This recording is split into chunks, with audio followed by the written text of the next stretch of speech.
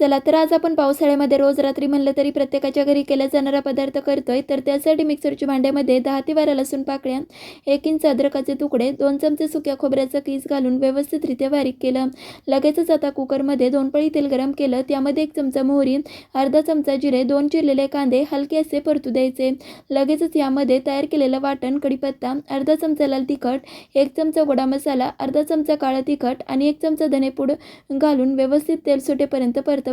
लगेचच यामध्ये 2 उभे चिरलेले टोमॅटो, भरपूर सारी कोथिंबीर, टोमॅटो हलके मऊ होईपर्यंत परतू द्यायचे. लगेचच यामध्ये 1.5 ग्लास पाणी, पाव चमचा हळद, चवीपुरतं मीठ घालून पाण्याला उकळी येऊ द्यायची.